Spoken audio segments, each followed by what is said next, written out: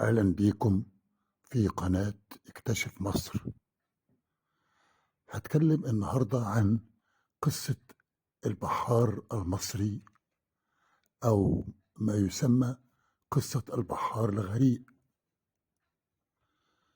قصة البحار المصري قصة أسطورية، بمعنى أنها قصة غير حقيقية، وهي إحدى أعمال الأدب المصري القديم.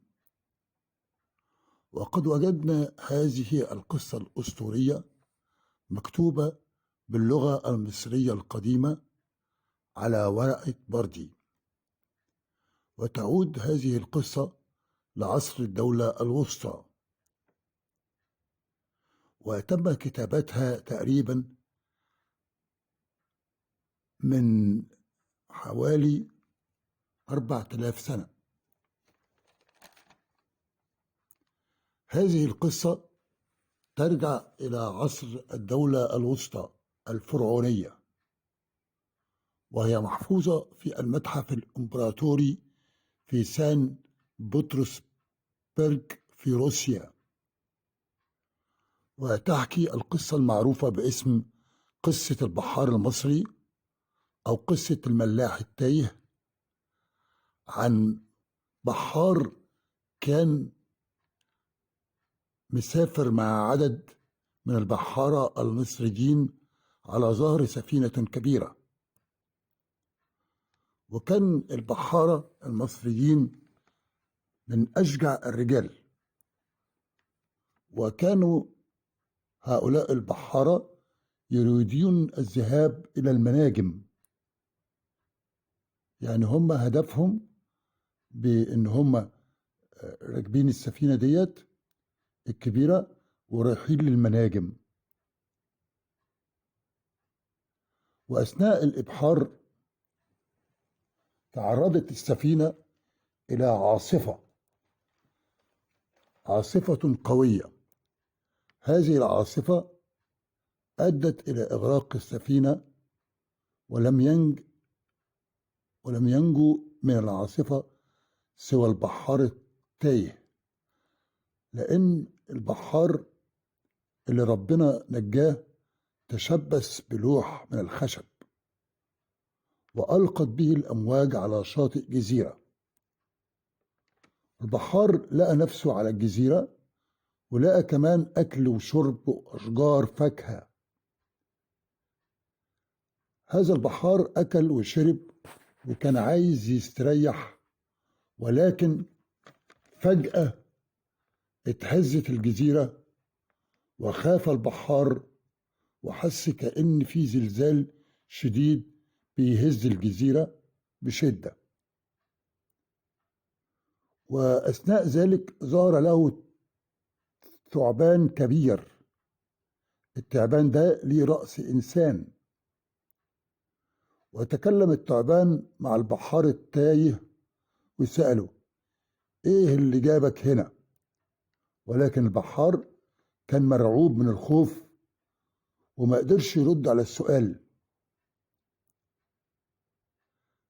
خد التعبان الراجل اللي هو البحار دوت إلى الجحر اللي بيسكن فيه، وسأله نفس السؤال: إيه اللي جابك هنا؟ حكى البحار وهو بيرتعد من الخوف للثعبان قصته، وإنه كان في مهمة ملكية إلى المناجم، وإن كل اللي كانوا معاه بسبب عاصفة غرقوا، وكمان المركب غرقت. سمع التعبان القصة بتاعت البحار التايه وتأثر جدا، وصعب عليه اللي حصل للبحار، وطمنه وقال له: انت في امان وسلام هنا على الجزيرة دي. وقال له كمان: ربنا نجاك من الموت، احمد ربنا على نعمة الحياة. التعبان قال للبحار كمان: انت هتفضل على الجزيرة لمدة 4 شهور، متخافش، وهتلاقي أكل وشرب، ولا هتجوع ولا هتعطش ولا أي حاجة، وهتتبسط. وبعد 4 شهور هترجع تاني لبلدك على ظهر سفينة. هتيجي بعد السفينة بعد 4 شهور. اطمن البحار من كلام التعبان، وحكى لي التعبان قصته. التعبان قال للبحار انه واحد من 75 تعبان كانوا عايشين سوا على الجزيرة دي، بالإضافة لل75 تعبان كانت عايشة على الجزيرة بنت التعبان اللي هو اللي نجا ده، يعني بنته كمان مع ال75 تعبان. وفي يوم من الأيام سقط نجم من السماء، يعني نجم وقع من السماء. النجم ده حرق كل التعابين، ولكن نجا التعبان الوحيد اللي هو بيتكلم البحار لأنه كان بعيد عن المكان اللي حصل فيه الحادثة. وأصبح الثعبان وحيدا لحد ما جه البحار التايه، وأكد التعبان للبحار إنه في أمان وسلام، وهتعيش فرحان ومبسوط معانا. طبعا البحار فرح بالكلام، ووعد التعبان بالعودة إلى الجزيرة، ومعاه كنوز وقرابين وعطور وبخور وهدايا هيجيبها من مصر مخصوص عشان يديها للتعبان هدية. ضحك التعبان وقال للبحار احنا هنا مش عايزين اي حاجة، احنا عندنا كل حاجة. الجزيرة فيها كل اللي تشتهي الأنفس، وكمان لازم تعرف ان الجزيرة دي هتغرق في البحر اللي جات منه بعد ما تمشي وترجع لبلدك. الجزيرة دي مش هتبقى موجودة خالص، مش هتظهر أبدا. ومرت 4 شهور، ووصلت السفينة اللي حكى عنها التعبان للبحار، وودع التعبان صديقه البحار وأهدى ليه هدايا موجودة على الجزيرة. اداله عاج وكحل وعطور فاخرة وتوابل وأخشاب وذهب وفضة وزراف، يعني اداله كل حاجة. خد البحار الهدايا اللي قدمها له التعبان معاه لمصر، وركب على ظهر السفينة مع الناس اللي راجعين أو العائدين إلى مصر.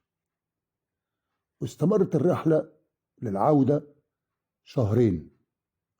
وبص البحار ساعة الإبحار وراه علشان يشوف إيه اللي حصل في الجزيرة، ولقى الجزيرة بتختفي شوية بشوية، بالظبط زي ما قال له التعبان. الجزيرة اختفت. وبعد مرور 2 شهر من رحلة العودة إلى أرض الوطن، دخل البحار على الملك وقدم له اللي جابه معاه من هدايا اللي التعبان اداهاله. فشكروا الملك وقربوا إليه وكرموا، واداله كمان كتير من الهدايا. وعايز أقول لازم تعرفوا ان القصة ديت هي قصة أسطورية، يعني ما حصلتش في الحقيقة، واتكتبت من حوالي 4000 سنة. والقصة دي بتشبه حواديت ألف ليلة وليلة والسندباد البحري، بس الفرق ما بين القصة بتاعتنا اللي انا حكيتها دلوقتي والحواديت بتاعت ألف ليلة، ان قصتنا ديت اللي انا حكيتها لكم دلوقتي اتكتبت على ورقة بردي من حوالي 4000 سنة. ده اللي أنا كنت عايز أحكيه النهاردة. أتمنى إن يكون نال إعجابكم، وتشتركوا في القناة للي لسه ما اشتركش، وتعملوا شير ولايك، وتشيروا الفيديو ده علشان الكل يستفيد. شكرا ليكم، وإلى اللقاء في فيديوهات أخرى قادمة. كان معاكم محمد مصطفى. السلام عليكم.